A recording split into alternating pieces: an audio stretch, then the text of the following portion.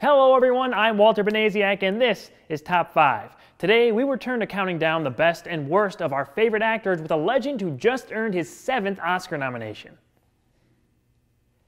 Does Denzel Washington even have any bad performances?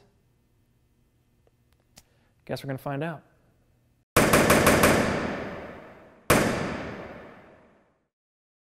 So since we've had 3 best lists in a row, I decided to go with Denzel's worst first. However, this is another case where an actor of his caliber doesn't really have any bad performances.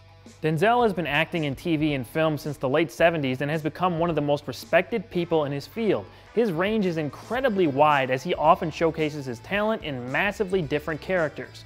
I really had to dig into his filmography to find anything subpar, and even then, his worst is better than most actors' best. He's held to a high standard and should be with the amazing work he's put out. Let's dive in. Here are the top 5 worst Denzel Washington performances. Number 5, Reuben James in For Queen and Country. This movie came out in 1988 and had Washington playing a Brit with a pretty darn good English accent. Reuben James is a paratrooper who is discharged from the British military and decides to go back to the London inner-city neighborhood he grew up in. However, once there, he is met with an unwelcoming set of circumstances that start pushing him down a path he does not want to go down. Some past friends are now enemies, as the neighborhood and his country seem to have turned against him. Denzel's actually not bad in this. The character is pretty dull, which makes for a few boring scenes, but all in all, he's pretty decent. He's just not on the mega high level we all know him best for. While we see early signs of badass characters he would play years down the road, Reuben James comes up short on that end. Pack her a band. That's all I got on me, mate. Packet a Rizzler. That's all I got on me, mate.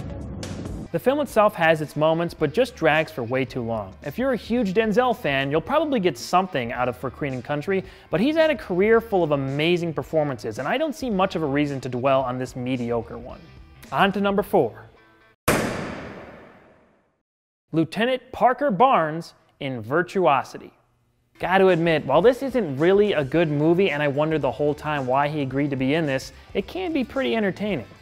After murdering the man who killed his wife and daughter, Parker Barnes is thrown in prison. Years later, he is recruited to test out a new virtual reality program where he attempts to capture the computer-generated villain named Sid 6.7. Sid has been modeled on hundreds of mass-murdering criminals, and with help, he is able to escape into the real world. The police then cut a deal with Barnes to catch the insane being before he kills more people. Before I get to Denzel, Russell Crowe is nuts in this, and it's amazing. He is just off-the-wall crazy, and at the very least, he's amusing enough to check out this weird little movie, in a guilty pleasure kind of way. It's sort of like Demolition Man, but not as interesting or memorable. My God, he's evolving. Into what?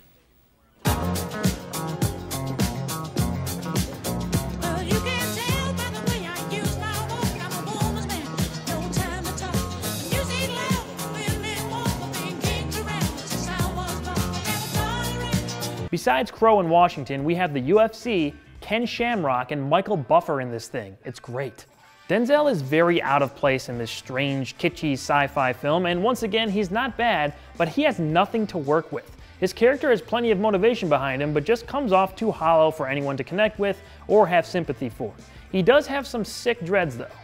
Check out Virtuosity if you want some weird 90s sci-fi camp, but otherwise, it's a weaker role for Denzel. Number 3, Napoleon Stone in Heart Condition. Washington apparently fired his manager after he was made to do this movie. I can see why. Racist policeman Jack Mooney has spent years perpetuating bad habits, and they eventually result in a life-threatening heart attack. To save his life, Mooney needs a heart transplant and gets one from black lawyer Napoleon Stone, who had been sleeping with Jack's ex-girlfriend Crystal. Napoleon died mysteriously the same night as Mooney's heart attack and has returned as a ghost to push the cop towards finding his killer while generally annoying him in the process. This was the first movie released after Denzel's Oscar-winning performance in Glory. Not exactly a stellar follow-up. There's not much for him to sink his teeth into here, but his chemistry with Bob Hoskins can be entertaining at a few points. What's your favorite movie? Rambo. Rambo? Washington's character just comes off too unlikable. Add that to Hoskins' character, who's supposed to be over-the-top unlikable, and you have a movie that can be a little difficult to sit through.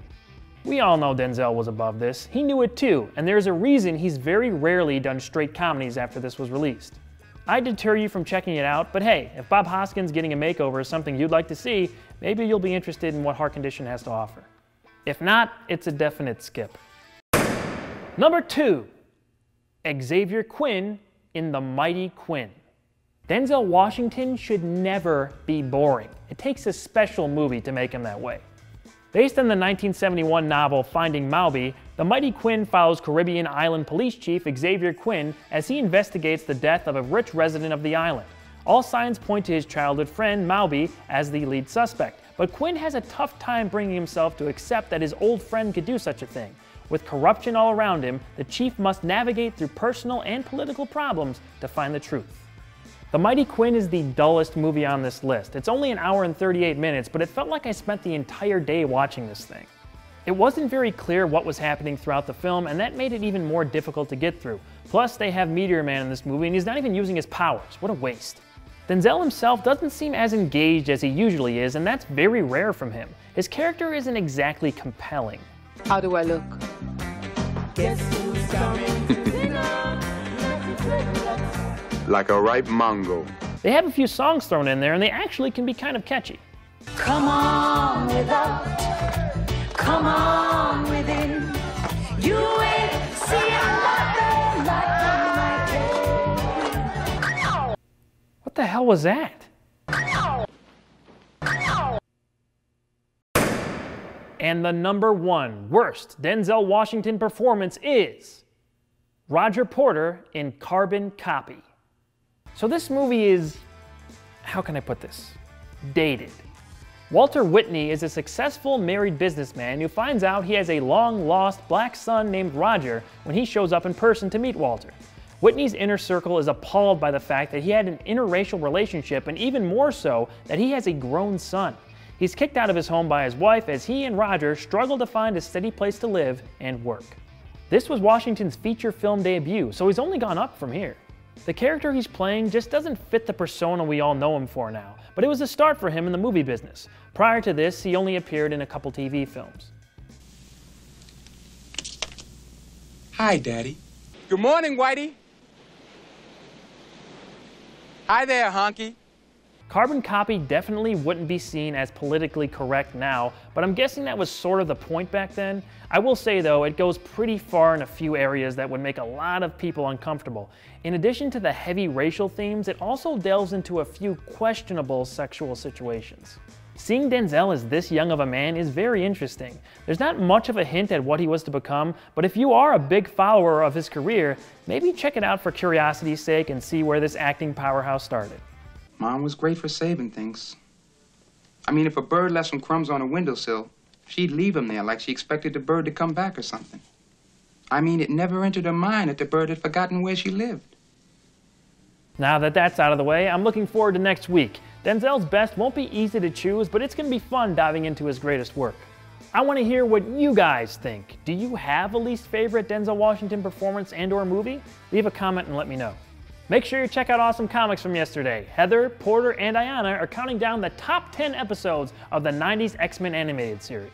Follow me on Twitter at awesome_Walter to take part in more polls about what may be covered in the future. Come back next week when we get down to business and take a look at the top 5 best Denzel Washington performances. See you then.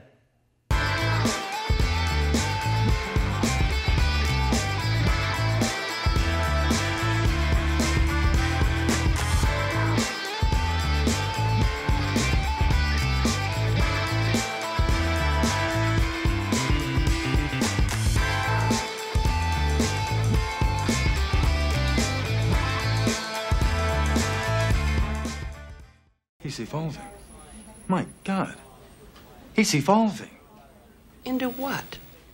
Come on without, come on within. You ain't seeing nothing like my day. Come on without, come on within. You ain't seen nothing like the Mighty Quinn. Mommy was wild, the Mighty Quinn was mild. just like an innocent child. Each and all is more this friend. Even that Babylon, the mighty queen.